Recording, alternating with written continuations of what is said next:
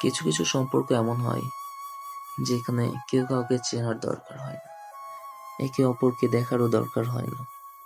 তাদের মধ্যে হারানোর ভয়ও থাকে না, কোনো চাওয়া পাওয়া থাকে না তাদের মধ্যে, কোনো স্বার্থ খোঁজে না।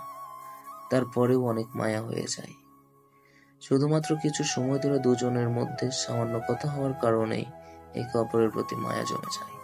এই মায়াই হলো শুধুমাত্র কথার মায়া, যে মায়া একে অপরের সম্পর্ককে অটুট রাখতে চায়, যাতে সম্পর্কটি যেন আরো গভীরে যায়। সামান্য কিছুদিনের কথার মায়াতে তাদের দুজনের সম্পর্কটা এতটাই গভীরে চলে যায় যে তারা দুজনে এক পর্যায়ে মনে করে যে তারা দুজন দুজনকে ছাড়া বাঁচবে। তারা একে অপরকে ছেড়ে যেতে চায় না, কিন্তু কতদিন সেটা সম্ভব হয়? আরে এটা তো একটা মায়া, তাই মায়া কেটে গেলে সম্পর্কটাও কেটে যায়। তাদের সম্পর্কের সামান্য কিছুদিনের ব্যবধানে একে অপরের প্রতি রাগ, ঘৃণা জন্মায়।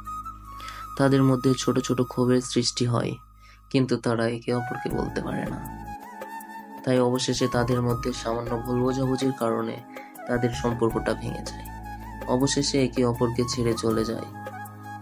এটাই বাস্তব এবং সত্য, এটাই পৃথিবীর নিয়ম। ভালো থাকুক পৃথিবীর সব সম্পর্কগুলি, যে সম্পর্কগুলো সামান্য মায়ার কারণে তৈরি হয়, আবার সম্পর্কটি সামান্য ভুলের জন্য ভেঙে যায়। আবারও পূর্ণতা পাক সেই সম্পর্কগুলি, সর্বদাই এটাই কামনা করি।